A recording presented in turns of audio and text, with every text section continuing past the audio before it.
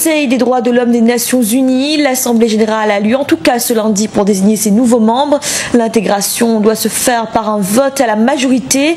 La République démocratique du Congo est en mesure de pourvoir à l'un des 4 sièges réservés au groupe des États africains. Mais 150 associations congolaises ont appelé les États membres à refuser son élection. Écoutez Jean-Claude Wamba, vice-président du groupe parlementaire UDPS et alliés. Le problème, il faudrait voir ce problème de fond. Il ne faudrait pas que parce que il y a une place à prendre par rapport au Conseil des droits de l'homme, qu'on puisse s'y précipiter. Est-ce que le Congo respecte-t-il le droit de l'homme? Comment voulez-vous un pays tel que le Congo, à chaque fois, est accusé à juste titre par rapport au problème des droits de l'homme et qu'il soit l'un des pays à vouloir examiner d'autres pays par rapport aux droits de l'homme? Nous croyons sincèrement, ce n'est pas une extrade pour parader ou bien pour démontrer quoi que ce soit. Nous croyons qu'il n'est pas encore temps pour que notre pays puisse accéder à ces genres de responsabilités parce que sur le terrain c'est autre chose qu'on voit. Et du côté des autorités, on estime que la République démocratique du Congo mérite sa place au sein du Conseil des droits de l'homme des Nations Unies. Le pays a d'ailleurs été désigné candidat par les États membres lors du dernier sommet de l'Union africaine. Écoutez le porte-parole du gouvernement, Lambert Mende. Nous en avons souffert pendant longtemps de violations des droits de l'homme pendant des années et que nous pensons avoir une expérience à partager. Nous avons eu à gérer des problèmes graves de violations massives des droits de l'homme dans notre pays. C'est une expérience que nous n'avons pas le droit de garder pour nous-mêmes et qu'enfin cela donne une visibilité également à un pays comme le nôtre qui mérite son retour dans le concert des nations. Voilà les 3 raisons pour lesquelles nous avons estimé pouvoir demander à l'Afrique de présenter notre candidature au Conseil des droits de l'homme des Nations Unies. Nous sommes un pays qui a perdu plus de 5 millions de personnes au travers de violations des droits de l'homme. Nous sommes le pays qui a été à un moment qualifié de capitale mondiale du viol et qui a combattu ce fléau. Nous sommes le pays qui a vu des groupes armés se partager le territoire, des armées étrangères se battre sur notre territoire, recruter des enfants et dont les Nations Unies viennent de faire sortir son nom sur la liste des pays prédateurs des droits des enfants. Donc il y a un certain nombre d'accomplissements que la République démocratique du Congo peut considérer comme un portefeuille d'expérience à partager avec le reste du monde. Au Rwanda, l'élevage porcin est de plus en plus rentable, une viande qui figure d'ailleurs parmi les plus consommées dans le pays.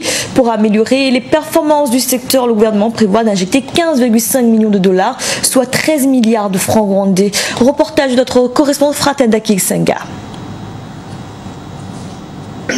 Jean-Claude Chilimumu pratique l'agriculture et l'élevage d'une façon professionnelle depuis 2009. Il a quitté son emploi pour se consacrer à temps plein à ses activités, notamment l'élevage des porcs. De 5 bêtes en 2009, il possède en moyenne 600 bêtes avec 200 autres qu'il doit vendre chaque trimestre. Sa ferme se situe dans le secteur de Kageyo, district de Gicumbi au nord du Rwanda, à 55 km de Kigali. Nous faisons le croisement génétique d'une race locale connue sous le nom de Piétré et le Landrace que j'ai importé de la Belgique. Le premier est réputé pour sa chair moins grasse, tandis que le second est très fertile, très grosse, avec une quantité importante de graisse. Leur croisement fait une bête à viande très appréciée localement et au niveau mondial.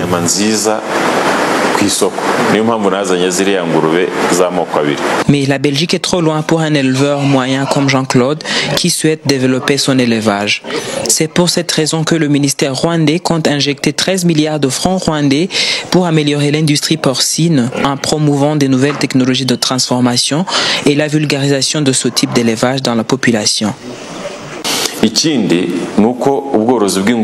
À part le problème d'infrastructure adaptée à ce type d'élevage au Rwanda, nous avons longuement souffert du problème de mentalité. Par le passé, les Rwandais considéraient le porc comme un animal sauvage, toujours sale et difficile à élever. Mais actuellement, nous remarquons un grand changement et nous avons beaucoup de projets pour l'élevage porcin au Rwanda. Grâce à des projets comme la création d'un grand centre d'insémination artificielle et de recherche porcine, le ministère rwandais de l'Agriculture et des Ressources animales veut augmenter la production porcine de 20 000 tonnes actuellement à 68 000 tonnes par an au cours des 5 prochaines années. Ce journal a été réalisé par l'ensemble de la rédaction. Merci de l'avoir suivi. Retrouvez dans un instant une nouvelle édition de l'information.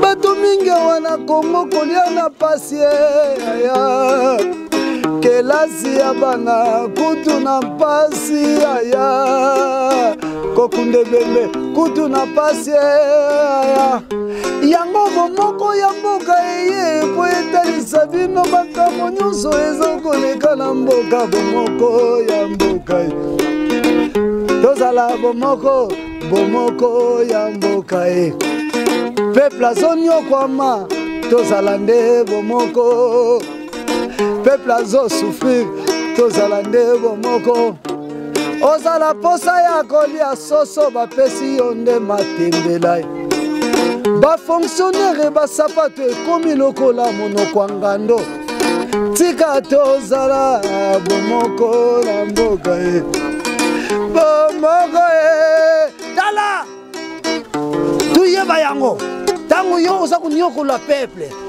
uyebaka ke peuple wana oza kunyokola yende nzambe atinda aza kusufriri lobi bukukimina wapi ha bomoko ya mboka bato bozali na dibanda ya mboka boyeba bobunda pona mboka mboka ezala bomoko bomoko ya mboka